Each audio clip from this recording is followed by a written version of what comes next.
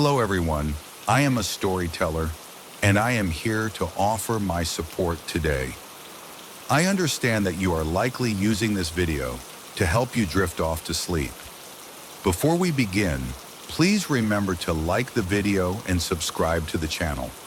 I would also be interested to know where you are located and what time it is for you. Now, please get comfortable and take a moment to relax. Brockport, New York, is a quiet town known for its historic charm and the eerie whispers of the Erie Canal at night. But there's one tale that most locals refuse to tell, a story buried beneath the town, hidden in the dark tunnels that once ran under its streets years ago. Before the town was as peaceful as it is today, a network of tunnels was built beneath Brockport. Some say they were part of the Underground Railroad. Others claim they were used for smuggling during Prohibition. But the real reason those tunnels were abandoned was far more sinister. One night, a group of teenagers, Mark, Lisa, and Eric, discovered a rusted metal door near the old canal locks. It was half buried under vines, almost as if nature itself was trying to keep it hidden. Curiosity got the best of them, and with a heavy push, they forced it open. A cold, damp breeze rushed past them, carrying a faint whisper, though none of them spoke. Stepping inside, their flashlights flickered. The walls were covered in old carvings, names scratched into the stone. Some were familiar, local family names, some dating back over 100 years. Then Lisa noticed something strange. Some names had deep scratches over them, as if someone had tried to erase them. As they moved deeper, the air grew colder, and a distant dripping sound echoed through the tunnel. That's when they saw the first footprints. They were fresh. Too fresh. A sudden noise like a breath right behind them made Eric spin around. His flashlight shined into the darkness, revealing nothing at first, but then a shape moved. A figure just barely visible in the dim light stood motionless at the edge of their vision. "Hello?" Mark called, his voice trembling. No response. The figure took a step forward, and the light flickered again. Its face was wrong, stretched, hollow, as if it had been left in the dark for too long. The whispering returned, this time louder, forming words. "You should not be here." Lisa screamed and the figure lunged. The tunnel shook, dust falling from the ceiling. The trio turned and ran, their footsteps echoing wildly.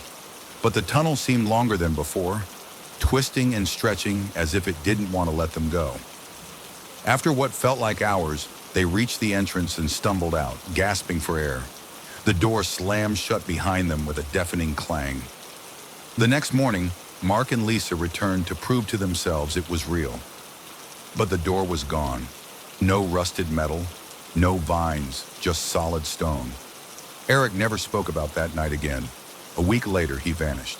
His name was never found on any missing persons list. It was as if he had never existed. But sometimes, when walking near the old canal, you can hear whispers from the depths below, calling out names that were long forgotten. Days passed after Mark and Lisa escaped the tunnel, but neither of them could shake the feeling that something was watching them.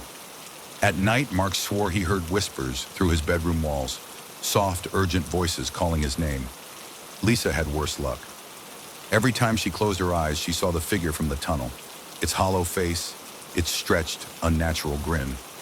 Then came the night when everything changed. Mark's mother called Lisa in a panic. "Have you seen him?" she asked. "He was in his room, but when I went to check, his bed was empty. The window was open." Lisa felt a chill crawl down her spine. She knew where he was. Without hesitation, she grabbed a flashlight and a crowbar and biked toward the canal.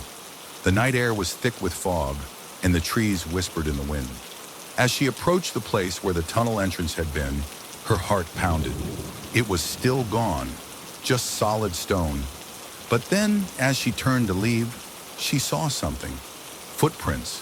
Fresh, damp footprints leading to the stone wall. They stopped right at the spot where the tunnel door used to be. A slow, deep knock echoed from behind the wall. Lisa stepped back, her breath quickening. The knocking came again, this time followed by something worse. Mark's voice. "Lisa, help me." Her grip on the crowbar tightened. "Mark," she whispered. "It's so dark, Lisa. I can't get out." Her instinct screamed at her to run, but she couldn't leave him. Taking a deep breath, she swung the crowbar at the stone wall. The first hit sent dust flying. The second cracked the surface. By the third hit, the wall gave in. A gust of icy air rushed past her, and there it was, the tunnel, wide open as if it had never been sealed at all. But Mark wasn't there. Only the footprints leading deeper inside. Lisa took a step forward, the tunnel swallowing her in darkness. The air was damp, filled with an old rotting scent. The whispering returned, growing louder with every step. Then she saw it, the same figure standing motionless ahead, its hollow eyes locked onto hers. But this time, there were more. Shadows shifted along the walls, too many to count, watching her with empty faces. In the middle of them all stood Mark. His skin was pale, his movements unnatural, as if he was struggling to stand. "Lisa," his voice cracked, "you shouldn't have come." The shadows surged forward. Lisa turned and ran. The tunnel twisted, stretched, and the exit felt miles away. The whispers turned to screams. The ground shook. The walls breathed. Just as the shadows reached for her, she leaped through the entrance. Behind her, the tunnel slammed shut, the stone sealing itself as if it had never been broken. Lisa gasped for air, her heart pounding. But Mark was gone. No one ever saw Mark again. His name faded from records, just like Eric's. But Lisa knew the truth. And every night, when the wind howls through Brockport, she still hears him calling her name from beneath the ground. Would you answer? Lisa never spoke about that night. Not to her parents, not to the police, and definitely not to Mark's mother, whose eyes remained hollow with grief. As weeks passed, the town moved on, just like they had when Eric disappeared. But Lisa couldn't move on. The whispers hadn't stopped. At first they were distant, just a breeze through her window at night. Then they became clearer. "Lisa, you left me." Every night she bolted her window shut. Every night she slept with the lights on. And every night she heard the same voice. Until one evening she found something new. Lisa had been researching the tunnel, trying to find anything, any proof that it had ever existed. One night she stumbled across an old photograph of Brockport's underground passages, taken over 100 years ago. The picture showed a familiar stone wall, covered in carvings, names scratched deep into the surface. Her stomach dropped. Near the bottom of the image, barely visible in the faded ink, was a name she recognized. Eric Thompson. And beside it, scratched over but still legible, Mark Evans. Lisa's breath caught in her throat. She ran her fingers over the screen as if touching the name would somehow prove it wrong. Then she noticed something else. There was one name at the very bottom, a name that hadn't been there before. Her own. Lisa Carter. Her body went cold. A slow knock came from her window. Lisa turned, heart pounding. The window was closed, locked. But there on the glass was a single dark handprint, pressed against the outside. And behind it, in the darkness, stood Mark. His face was pale, stretched, his hollow eyes staring straight at her. His lips moved, forming words she couldn't hear. Then the whisper came. "Lisa, it's your turn." The window shattered. Lisa screamed as the wind howled through her room, pulling at her like unseen hands were reaching through the night. She grabbed at the floor, the walls, anything to keep herself grounded. But the darkness was stronger. The last thing she saw before everything went black was Mark's face, smiling as he whispered, "You won't be forgotten now." The next morning, Lisa's parents found her room empty. The broken window was the only sign that she had ever been there. The town searched, just like they had for Mark, just like they had for Eric, but no one found her, no footprints, no clues, no answers. A week later, an old tunnel entrance near the Erie Canal caved in, sealing the underground network forever. Or so they thought. Because if you walk near the old canal at night, when the wind is just right, you might hear it, the sound of nails scratching a name into stone. And if you're unlucky enough to look closely, you might see a new name appear beneath the others. Would it be yours? The town of Brockport forgot Lisa Carter.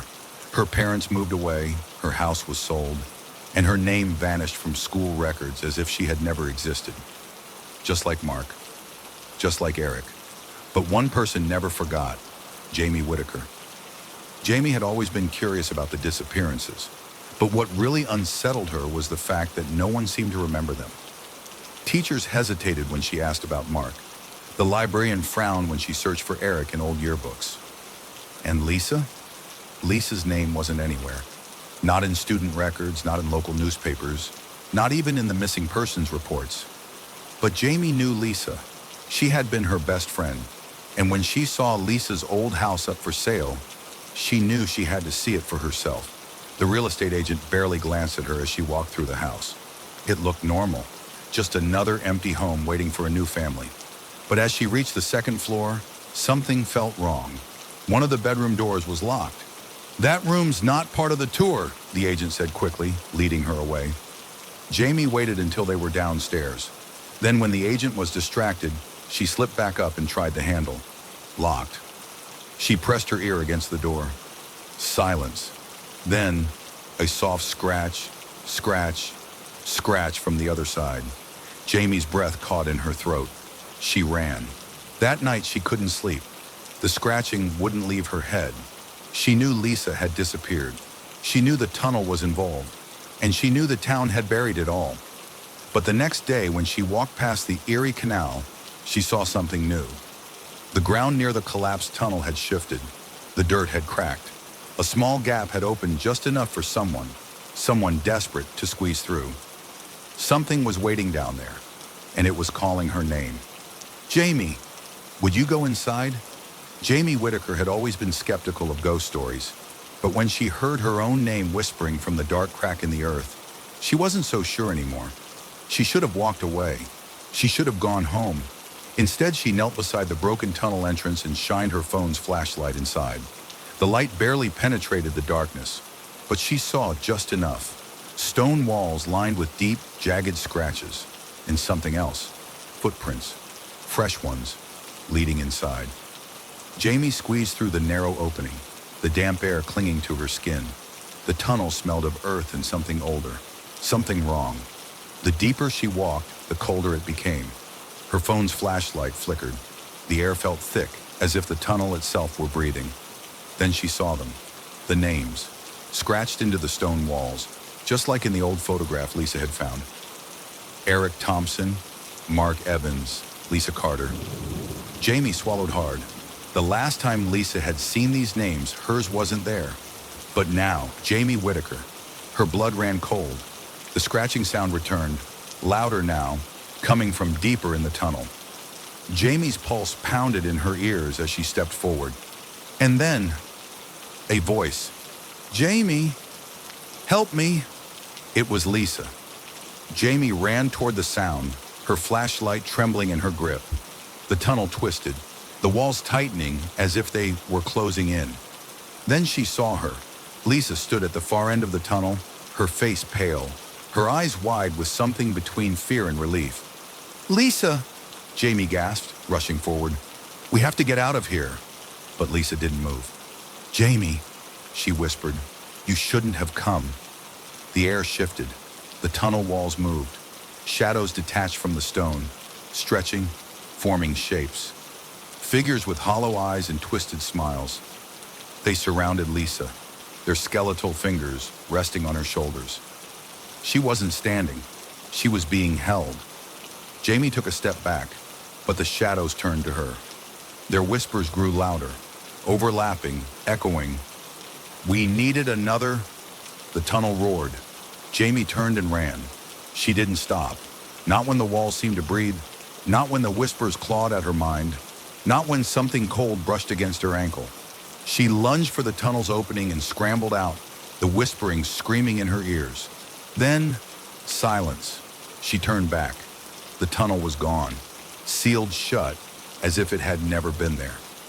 Jamie never spoke about what happened, but sometimes when she walks past the Erie Canal at night, she hears scratching beneath the ground. And one evening, when she checked the old photograph of the tunnel names, she saw something new. Her name was no longer at the bottom. A new name had appeared beneath it. Would it be yours?